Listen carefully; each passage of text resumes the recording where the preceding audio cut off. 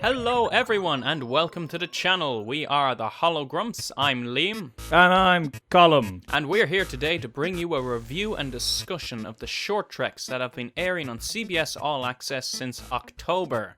So we have our opinions and we're going to share them with you. These episodes, just to start off, we're going to be starting off with Q&A, which was directed by Mark Pellington, written by Michael Chabon.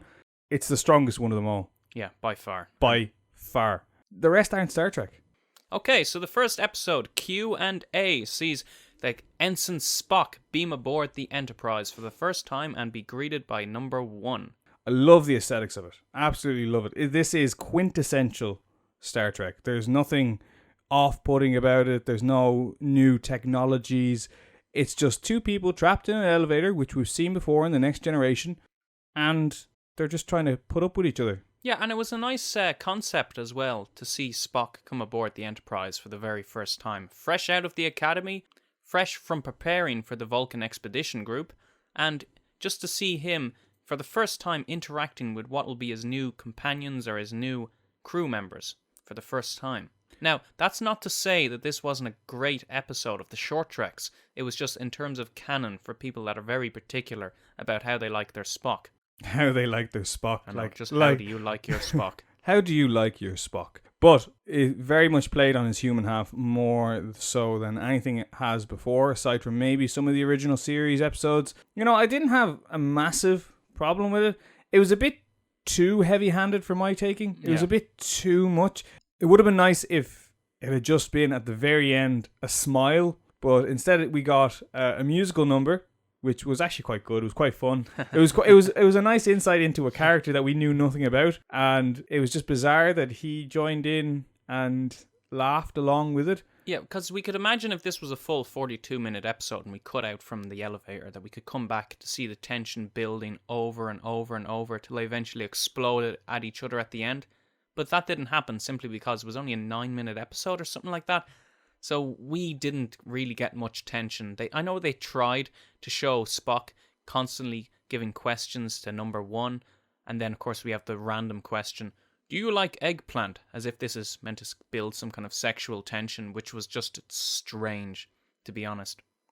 But other than that, it was still a very enjoyable episode. This is one that we would, well, at least I would definitely recommend having a look at. If you can pretend that Spock's character isn't being assaulted in the episode, then you will enjoy it. It'll seem like a good, fun episode of Star Trek. So we're going to move on to the next episode in the season, The Trouble with Edward.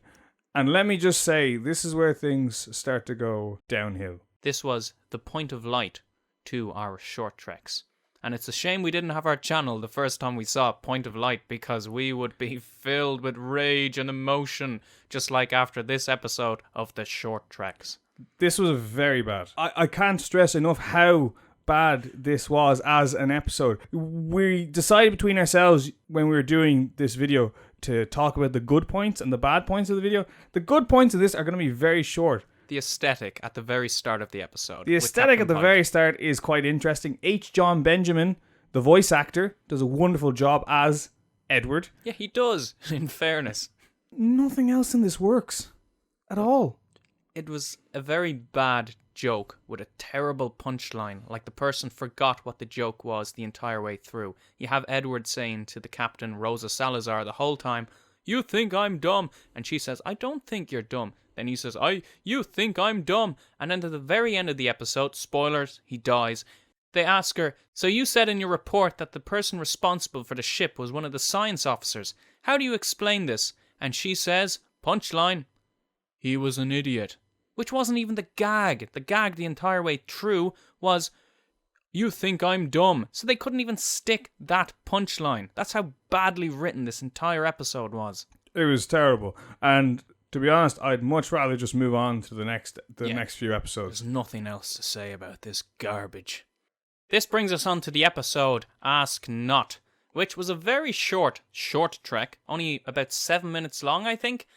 And it wasn't garbage. I'm not going to say it was absolute garbage. It was interesting. This one was very much like a sales pitch for what the Captain Pike series could be. It's like they're introducing a new crew member, and they're putting together the team that are going to make up the cast of the Captain Pike show. And hopefully that's what it is, because I do really, really like Anson Mount. I like Number One, and I like Spock, aside from the smiling and dancing and singing Spock. Wait. He dances? That's later on. He doesn't dance. Okay, so the good things about this episode, for me personally, the good things are the fact that I felt smart watching it. Because this was an episode of The Next Generation where Wesley Crusher is doing the ensign exam and he has to basically face something that he's never faced before, his own personal Kobayashi Maru. This cadet, Thera Sidhu, is given the opportunity to face her personal fear or her challenge that she does not know about. It's definitely a stronger episode than The Trouble with Edward. But every episode is a stronger episode than that, aside from the cartoons. Boo! And the other thing I did like about it at the end was after they put her through all this turmoil, Captain Pike says instantly, "Oh, I know that this was very hard for you, and we have time off for you arranged, and your husband's coming aboard the Enterprise." So they arranged all of that knowing how traumatic it would be, because she thinks that her husband is dead or in serious danger during the episode. So I thought that was a nice touch, because a lot of the time you watch these things and you're like, wait, they just put this person through absolute hell and they didn't do anything to bring them down from this. They just gave them a handshake and said, "Congratulations, you're an ensign now. Woo!" Yeah, and she gets aboard the Enterprise at the end. So it was an uplifting episode. It was much better than The Trouble with Edward. I mean, what was that garbage? Ask not. Interesting episode, interesting concept, made us feel a little bit smarter, and I did like the acting. I did like the characters. Did you have any problems with the episode? I think during the episode it would have been nice if the whole simulation was Captain Pike's idea, because I feel like we don't get enough of Captain Pike having his own original ideas. He seems to just get ideas off of everyone and say, "Oh, that sounds good," which does work for his character in a way. He's very good at delegating. It was Number One's idea, and at the same time, it's good to give her more things to do, because she didn't really do an awful lot in Season 2 of Discovery. The parts I disliked the most, actually, the only thing I disliked about it was the technology used to cover Pike's head. It was not Star Trek, and if it was Star Trek, it was from the year 2800. It was so far out. It was so bizarre to see this. It was so pointless. When a good sack or a hood would do. Yeah. But no, we have a digital hood. This episode is definitely worth a watch as well, because it's just a little bit of extra Anson Mount, and who doesn't like Anson Mount? Yeah. Apparently CBS. Okay, and this brings us on to the first of the cartoon short treks, which was Ephraim and Dot, which I think was meant to be a play on Tom and Jerry, maybe, but they reconcile at the end. It was directed by Michael Giacchino. He's a composer of music for films, television, and video games. He's received an Academy Award as well. It was directed by a composer, which you could actually tell, I suppose, watching it. Everything was very musically scored, which is interesting when you think of the Fantasia film that was made by Disney in I think 1938, I'm not too sure. And all the animators basically took all their cues off of the music of the Nutcracker. It was an interesting take, absolutely pointless. I don't know why they made it. I mean, kids aren't going to get any of these references. You know, I think that this episode is really a testament to how far we've come with Star Trek down into the gutter. This episode, to me, was the worst episode. It wasn't Star Trek. Like, never before had this been done. As you said previously, this was like a sales pitch for, what if we did a Star Trek cartoon series, which I know there has been, but what if we made it lighthearted and we made it about a tardigrade? And let's not even get into the fact that there's a chance they might not even own the rights to the tardigrade. Yeah, I felt like this as well. This episode and The Girl Who Made the Stars were almost an absolute slight at everyone that believes Anasa Abdeen, saying that, "Oh, look, we're so confident that we're right about this, that here's the tardigrade. Oh, we're going to give young Michael Burnham a baby tardigrade doll in the next episode, just to screw you guys over and say, ha ha ha, we're not backing down. We're not wrong. All of you guys are wrong." Or rather, in the words of Edward, "You're dumb." It's just a bad episode. It isn't Star Trek. This is in no way Star Trek. It's like they were trying to reach a younger audience, and they missed the mark by having it as a short trek that nobody's ever going to see because it's on CBS. Yeah, are kids going to tune in and watch this one little short trek that is just filled with references to the original series? It's like they went for a target audience, and if the episode does well, who knows, we'll get a TV series. But it won't do well. Yeah. It's jarring. I think what they were going for was the original animated series look, because it was clear to me that for whatever reason, this tardigrade was just jumping through the most memorable moments of Star Trek, the original series. It was jumping through all these memorable moments just because, look, remember that? Remember when that happened? There was actually a tardigrade following them the whole time, and it took it 5 years to catch up, and it leads up to the destruction of the Enterprise in the search for Spock. So, how long was this tardigrade following the Enterprise? Well, about 15, 20 years? It doesn't matter. I mean, it really doesn't matter. Let's not get into the canon. I think it was meant to be a joke of some sort, and also a screw you to Anasab Din. But anyway, that is Ephraim and Dot. Would we recommend it? No. And now on to the last episode that we got to see. The Girl Who Made the Stars. Based on a young Michael Burnham getting a nighttime story read to her, or actually recounted to her by her dad, which we heard and saw very little of in Season 2 of Discovery. We just saw her mom. This is another painful episode, and it's going to be hard to keep enthusiasm up for this episode. It's meant to be a moral fiber kind of episode about how you shouldn't be afraid of the dark, because an alien will save your life. I mean, it was nice in some ways. I did really look at the relationship between Michael Burnham and her father and say, oh, this is actually very nice. CBS did a good job of this.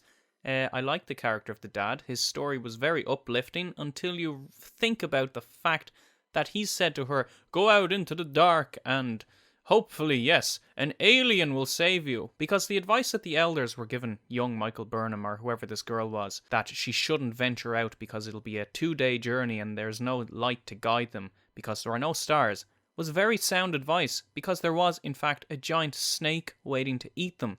And she wandered off into the dark, and she was about to get killed and eaten by the snake. But a spaceship crash lands, and a big tentacle alien comes out, gives her a big sphere that contains all of the stars in the night sky. So she doesn't even make the stars, as it turns out. And on top of that, she would have died if it wasn't for this big spaceship coming and landing on the planet. This episode is a disappointment. It's a disappointment for anyone who likes Star Trek. I could see this episode being a holodeck program, and Michael Burnham made it herself. You know, I can imagine this episode being entirely based in a holodeck program. And the biggest issue I have with this, despite all the metaphors, you know, the night being a giant snake, it just doesn't make sense. The animation in it is quite good. Yes. As a point, the animation is very good. It's on top. The animators did a very good job. What's lacking is investment in the story, because from the start you're just like, no, this is a story. This could go anywhere, really. Like, oh, great. Ancient man met an alien that gave them stars because there weren't stars in the sky to light their way. There was no surprise. We all know Michael Burnham's the hero. Michael Burnham saves the day. Michael Burnham's great. Oh, look, Michael Burnham has been transported back in time with this story to be the young warrior person. Yeah, she becomes a warrior queen. There was nothing new in this. There was no suspense. And I love the little scene of Michael Burnham saying, oh, that's so rude that the tribe leader said to the little girl, go and play, as if Michael Burnham is this very polite person that doesn't interrupt everyone and talk down to everyone that she encounters. And also that you shouldn't ask a child to go and play and not to worry about what's out there in the middle of the night. The only good thing I got out of it was this very nice animation. Bads, they're too long to list. I would recommend you steer clear of this episode, simply because you'll feel like you're not watching Star Trek again. Again, like, this is the quintessential thing that I have an issue with. None of this is Star Trek, in my opinion. In general, our advice would be steer clear of the Short Treks Season 2.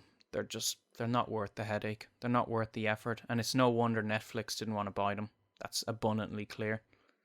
So the next one that will be coming out will be, Colin, what's the name of the next short trek? Children of Mars. Children of Mars. And this is meant to lead into the Jean-Luc Picard TV live action series that's going to be coming out on the 23rd of January. And we will be here to give our review of that short trek. We're going to have lots of opinions on it.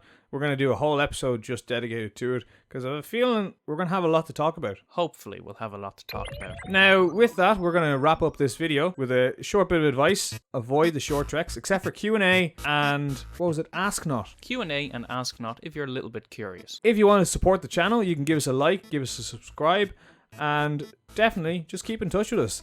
Any comments, any suggestions, anything you want to talk about, just leave us a comment. We're happy to talk about it. But other than that, we've been the Hologrumps. Goodbye.